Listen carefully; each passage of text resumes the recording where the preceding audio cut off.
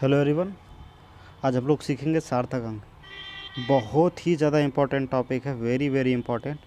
और कोई सा भी ऐसा एग्ज़ाम नहीं होगा जिसमें इससे रिलेटेड सवाल नहीं पूछे जाते हों। सो आपको इस चैप्टर बहुत अच्छे से समझना होगा।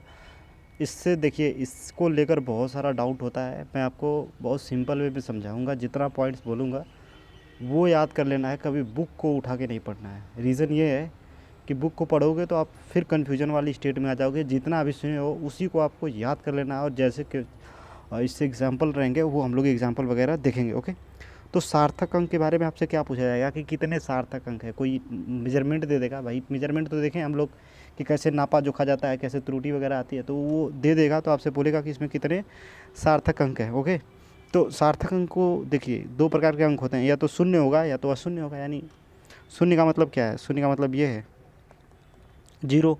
और शून्य का मतलब क्या होता है? जो शून्य नहीं होगा। शून्य कौन सा नहीं होगा? एक हुआ, दो हुआ, तीन हुआ, अप टू 9, ये सभी अशून्य है। तो प्रत्येक अशून्य जो होते हैं, प्रत्येक अशून्य वो क्या होते हैं? सार्थक अंक होते हैं। सार्थक अंक ये याद रख लेना है। प्रत्येक अशून्य क्या होते हैं? सार्थक अंक। जैसे 4, 5, 5.48, इसमें कोई शून्य है क्या? नहीं। तो कितने सार्थक अंक हो गए? 1, 2, 3, 4 और 5। यानी गिना इसको तो कितना लोग हैं इसमें? 5 लोग हैं। तो बोलेंगे 5 सार्थक अंक है। That's it. इतना याद रखना है। प्रत्येक अशून्य क्या होते हैं? सार्थक अंक होते हैं, बस। नेक्स्ट देखेंगे दो अशून्य के बीच में, यानी दो अशून्य क्या होता है? अशून्य यानी 1 से लेकर 9 तक, उनके बीच के जितने भी जीरो रहेंगे सभी क्या होते हैं? सार्थक होते हैं। जैसे ये 4, 0, 8, 5, 3, ये तो देखिए दो अशून्य है। कौन कौन? 4 और 8। तो इनके बीच में कितने जीरो हैं? 2। उनको भी क्या ले लेंगे हम लोग? सार्थक अंक ले लेंगे। कितना आ जाएगा ये जोड़े? गिनिए तो 1, 2, 3, 4, 5 और ये 6। तो टोटल 6 सार्थक अंक है। समझ में आया? बस इतना याद रखना है। कैसे गिनना है? बस सिंपल सिंपल रूल है, बस वो याद कर लेना है। आगे दशमलवहीन संख्या के, ठीक है ना, दशमलवविहीन संख्या जो है, या जिसमें दशमलवहीन का मतलब होता है जिसमें दशमलव नहीं हो, संख्या के दाएं ओर के अंत में जो शून्य होते हैं वो सार्थक अंक नहीं होते हैं। सार्थक अंक क्रॉस लगा इसका मतलब नहीं होते हैं, सार्थक अंक नहीं होते हैं। अब इसको समझिए। तो यानी ऐसी संख्या के लिए है जिसमें दशमलव नहीं लगाया। जैसे 4, 1, 5, 2, 6, 0, 0। तो इसमें अगर कोई पूछे कि भाई बताओ सार्थक अंक कितने होंगे, तो मैं पहले सोचूंगा इसमें दशमलव लगा है या नहीं लगा है। तो इसमें दशमलव नहीं लगा है, इसका मतलब क्या होगा कि दशमलवहीन है। ये दशमलवहीन रहेगी। सार्थक अंक कितने हो जाएंगे? तो इसमें अंत में जो शून्य है, यानी जो अंत में शून्य है वो सार्थक अंक होंगे क्या? नहीं होंगे। तो कितने होंगे? एक ये हो जाएगा, एक ये होगा, एक ये होगा, एक ये होगा और एक ये होगा। तो टोटल कितने लोग हैं? 5 लोग। 5 लोग आंसर है। कुछ और एग्जांपल देखोगे, 4, 0, 0, 5, 2, 0, 0। इसमें अगर कोई पूछे तो ये दोनों तो नहीं होंगे, लास्ट वाले नहीं होंगे क्योंकि इसमें दशमलव नहीं लगा है। लेकिन दो नंबरों के बीच में, यानी दो अशून्य के बीच के शून्य जो होते हैं वो सार्थक अंक होते हैं। पहले ही देख चुके हैं। सो इसमें कितने हो जाएंगे? 1, 2, 3, 4, 5, 6 नंबर तो हमेशा सार्थक अंक होते हैं। ये दो को छोड़ देंगे। टोटल कितने हो जाएंगे? 1, 2, 3, 4, 5, 6। तो 6 सार्थक अंक यहाँ पर आपको दिख सकता है। आपको होपफुली समझ में आया होगा। बस इसी तरह से पॉइंट आपको याद रखना है। इस वीडियो को आप लोग हमेशा, मैं यही कहूँगा कि आप इसको पर डे, ठीक है ना, 1 हफ्ते तक इसको रेगुलर देखिए। उसके बाद ये टॉपिक ऐसे है जो आपसे समझिए कि हर जगह क्वेश्चन आते हैं इससे। इसमें मिस करते हैं तो आप बहुत बड़ी मिस्टेक करते हैं। बहुत बेसिक है और इतना आसानी से समझ में नहीं आता है। सो नेक्स्ट देखेंगे हम लोग। दशमलव अवयुक्त संख्या है कि दाईं ओर के अंत वाले शून्य सभी क्या होते हैं? सही का टिक लगा, इसका मतलब क्या होंगे? सार्थक अंक होंगे। अब यहाँ पे समझते हैं थोड़ा सा दशमलव युक्त क्या होता है। 4 मान लीजिए, 4, 1, 2, 5, ये मान लीजिए 5, 0, 0। मैं कहूँगा इसमें दशमलव लग गया, अभी दशमलव युक्त हो गई। तो इसमें सार्थक अंक कितने हो जाएंगे? इसमें बोला दाईं ओर अंत वाले, तो दाईं ओर का अंत वाला ये है। तो इसमें कितने सार्थक हो जाएंगे? ये गिनना है अब आपको। 1, 2, 3, 4, 5, 6, 7, 7 सार्थक अंक। तो इसमें और उसमें अंतर क्या था? उसमें दशमलव का अंतर था। जिसमें दशमलव होता है उसमें गिना जाता है, जिसमें दशमलव नहीं होता है उसमें नहीं गिना जाता है। ओके, अब यहाँ पर देखिए, बाईं ओर अंत वाले, बाईं ओर अंत वाले सार्थक अंक नहीं होते हैं। शून्य जो होते हैं सार्थक अंक नहीं होते हैं। बाईं किस साइड पड़ता है? इस साइड में। दायां किस साइड पड़ता है? इस साइड। दिस इज़ बायां साइड और दिस इज़ दायां साइड। ओके, सो आपको देखना है। जैसे मान लीजिए 0.00529, तो 0 दशमलव, अब ये किस साइड जीरो आ गया है? ये आ गया बाईं ओर। अब ये कौन से अंत वाले हैं, तो अंत वाले जीरो जो होते हैं वो सार्थक अंक नहीं होते हैं। तो कितने सार्थक अंक हो जाएंगे, 1 2 3, तो इसमें 3 सार्थक अंक हैं। That's it. कोई भी डाउट होता है आप कमेंट सेक्शन में बता दीजिएगा ज़रूर। ओके, सो नेक्स्ट देखेंगे। अभी बस ये 4 नियम आपको पढ़ने हैं। कुछ एग्जांपल अगर आप लोग कहेंगे तो मैं करा दे रहा हूँ। देखिए कुछ एग्जांपल समझ लेते हैं थोड़ा सा। एग्जांपल क्या है, जैसे मान लीजिए 4 1 2 5 0 0 7 8, इस तरह से। अब मैं बोलूँगा कितने सार्थक अंक है, तो 1 2 3 4 5 6 7 8, 8 सार्थक अंक है। अगर आपसे कोई बोले कि 4 2 5 0 0, एक है 4 2 5 दशमलव 0 0, इसमें कितने सार्थक अंक हैं, तो इसमें मैं क्या कहूँगा, 3 सार्थक अंक हैं। 3 सार्थक अंक, क्योंकि इसमें दशमलव नहीं है। ठीक ना, दशमलव नहीं रहता है तो ये इधर के राइट हैंड साइड वाले जो जीरो होते हैं उनको नहीं गिना जाता है। ओके, जब इसमें दशमलव लग गया तो इसमें कितने हो जाएंगे, 1 2 3 4 और 5 सार्थक अंक हो जाएंगे। सो ये आपको याद कर लेना है। आगे नेक्स्ट देखते हैं हम लोग कुछ एग्जांपल। और आपके कोई भी क्वेश्चन रहेंगे तो आप लोग क्या करिएगा, क्वेश्चन वगैरह अगर आपके हैं तो इसको ग्रुप में डाल दीजिएगा, या मतलब कि या लाइव क्लास में अगर अटेंड करते हैं तो लाइव में आप लोग उसमें आप पूछ लीजिएगा कि सर इसमें सार्थक अंक कितने होंगे, मैं वहाँ पे एक्सप्लेन कर दूंगा। बट आपको याद रखना है कि इससे बाहर कुछ नहीं पढ़ना है सार्थक अंक में, क्योंकि कन्फ्यूजन की स्थिति फिर क्रिएट होगी। अब यहाँ पे जो नेक्स्ट टॉपिक हम लोग पढ़ने जाएंगे वो है राउंडिंग ऑफ। ठीक है, राउंडिंग ऑफ। राउंडिंग ऑफ की ज़रूरत क्यों पड़ती है पहले समझ लेते हैं। जैसे मान लीजिए आपका जो कांटा था या जो भी तराजू वगैरह था वो 3.25 मेजर नापा है। तो किसी ने कहा कि भाई अब जब मैं मान लीजिए कि इसमें 4 से भाग दिया गया, ठीक है, 4 से भाग दिया गया, तो 4 से भाग देने पर कितनी बार कैसे कटेगा। देखिए अगर काटेंगे तो ये आ जाएगा 4 8 32, फिर क्या करेंगे, फिर इस तरह से 4 1 4, फिर 2 5, इस तरह से आएगा। तो दशमलव के बाद ये 4 स्थान तक ले गया। तो क्या है, दशमलव के बाद 4 स्थान तक ले जाना सही है या गलत है, तो आंसर है गलत है। रीज़न क्या है आप समझिए।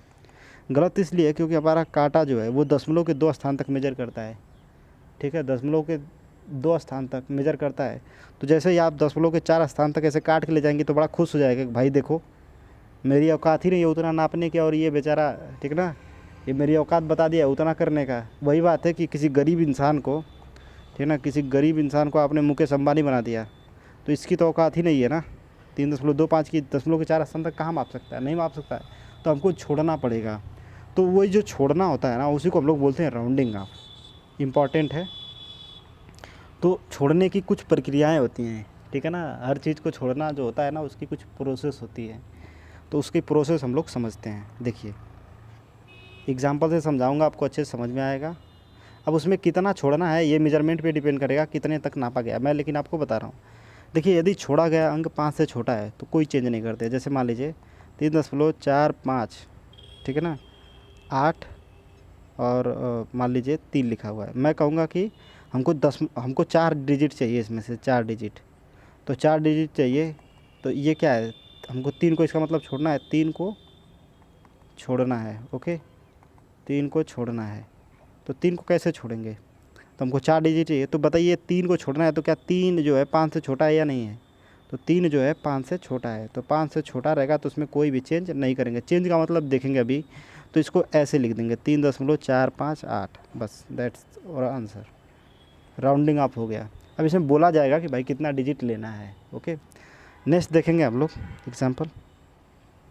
इम्पॉर्टेंट है सब कुछ, ये पहला इसमें है। दूसरा देखिए, दूसरा ये है, यदि छोड़ा गया अंक 5 से बड़ा है तो बाईं ओर 1 जोड़ देते हैं। देखिए जैसे इसी अंक को समझिए, 3.458, 3.458, यहाँ पे 6 हो गया। मैं कहूँगा इस 6 को मुझे छोड़ना है, मतलब 4 ही डिजिट चाहिए। तो मैं क्या करूँगा, ये 6 5 से बड़ा है तो इसमें 1 जोड़ दूँगा, कितना हो जाएगा 3.459। ये आपका हो जाएगा आंसर। बस इतना याद रखना है। ओके, अब यहाँ पर समझिए सबसे बड़ी कहानी यहाँ पे चालू होती है। यदि छोड़े गए, अब जैसे मान लो हमने देख लिया यहाँ पे कि 5 से छोटा रहेगा तो नहीं कुछ करेंगे, 5 से बड़ा रहा तो 1 जोड़ देंगे, लेकिन 5 रहा तो 5 रहने पर 2 कंडीशन। यदि 5 हो और 5 के बाद 0 हो, या 5 वाला हो या 5 के बाद 0 हो, तो क्या करते हैं, उसके पहले यानी बाईं ओर देखते हैं। बाईं ओर वाला नंबर अगर सम रहता है तो कोई भी परिवर्तन नहीं करते, अगर विषम रहता है तो 1 जोड़ देते हैं। एग्जाम्पल समझते हैं, 3.483 5 इस तरह से, ये शून्य, यहाँ पे दशमलव वगैरह लगाया है। और एक एग्जाम्पल लेते हैं 3.445 देखिए शून्य ये क्या है, 5 के बाद शून्य, ये कोई ज़रूरी नहीं है लेकिन आ जाए तो कोई दिक्कत नहीं है। चलिए इसको मैं समझा रहा हूँ। ये चारों एग्जाम्पल आपको अच्छे से क्लियर हो जाने चाहिए, otherwise you will made mistake, okay, made a mistake. अब देखिए मुझे ये 5 को छोड़ना है, इस 5 को छोड़ना है, मुझे 4 डिजिट चाहिए। मैं क्या करूँगा, देख लिया 5 के बाद ये तो शून्य है, वो तो ठीक है, ये कंडीशन में लिखा हुआ है 5 हो या 5 के बाद शून्य हो तो भी चलेगा। अब इसके बाईं ओर तो ये वाला पड़ेगा, बाईं ओर वाला नंबर 3 है, 3 क्या मिल गया हमको, विषम, और विषम में क्या करना है आपको, +1 जोड़ देना है, ओके, +1। तो 3 में 1 जोड़ दोगे तो कितना हो जाएगा, 4, तो कितना लिखेंगे, 3.464, ओके, बस इतना ध्यान रखना है। अब यहाँ पर देखिए ये 5 जीरो को मुझे छोड़ना है, तो मैं क्या करूँगा, इसके ये बोलेगा सवाल वाला, तो अब मुझे 4 ही डिजिट चाहिए, मैं बता रहा हूँ आपको, मुझे 4 डिजिट चाहिए। तो ये 4 डिजिट रही ना, तो इसके बाद क्या है, सम है, क्या करेंगे, सम पे नो चेंज, यानी इस तरह से इसको उतार लेना है, ओके, इसी तरह से। अब नेक्स्ट देखेंगे, ये 5 है, 5 के बाद यहाँ पे क्या है, सम है, नो चेंज, 3.454, सिंपल। यहाँ पर भी देख सकते हो, सॉरी, यहाँ पर 5 है, ठीक है ना, 5 3 5, ओके। 5 के बाद यहाँ पर विषम है, तो क्या करेंगे हम लोग, 3.454 कर लेंगे, दैट्स इट। तो विषम रहेगा तो एक जोड़ लेते हैं, और सम रहेगा तो क्या कर लेते हैं, नो चेंज। अब इम्पॉर्टेंट बात है, 5 वाले पे 2 केस सभी हम लोगों ने देखा है, और ध्यान रखें 5 के बाद शून्य भी कंडीशन में है, लेकिन मैं कह रहा हूँ 5 के बाद तो अशून्य भी आ सकता है। तो क्या करेंगे, अगर 5 के बाद अशून्य आता है, 5 के बाद अशून्य आता है, अशून्य का मतलब जैसे 3.412501 इस तरह से आ गया, 5 के बाद देखिए ये अशून्य आ गया, और मैं कह रहा हूँ ये 5 को छोड़ना है मुझे।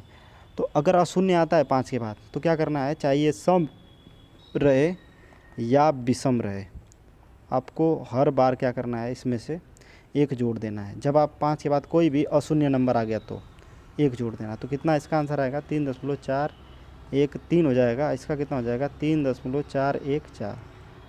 ये आपको समझना है कि 5 के बाद अगर शून्य नहीं है तो अशून्य रहता है, तो क्या करते हैं हम लोग कि आगे वाले में एक जोड़ देते हैं। तो ये 2 था तो 2 में एक जोड़ दिए तो 3 कर दिए इसको, ये 3 था तो इसको जोड़ के 4 कर दिए। इसी को हम लोग बोलते हैं राउंडिंग ऑफ। आपको मैं कुछ क्वेश्चन दूंगा, ये हम लोग का unit and measurement chapter complete हो गया पूरा। अब हम लोग जो पढ़ेंगे बीमा के बारे में, बीमा में बहुत अच्छे से, और जो इम्पोर्टेंट बीमाएँ हैं मैं उनको डिस्कस करूँगा, ओके। ये वीडियो सभी अपलोड कर दूँगा मैं जल्द, और आपको पूरा वॉच करना है। और जितने छोटे से नोट बनाया हूँ वैसे ही आपको 1-2 पेज में नोट्स बनाने हैं सबको लेके। किसी भी चीज़ का थ्योरी या क्या इसका डेफिनेशन है, कोई ज़रूरत नहीं है उसकी, ठीक है। जितना मैं समझा रहा हूँ उसी तरीके से आपको समझना है। So thanks for watching.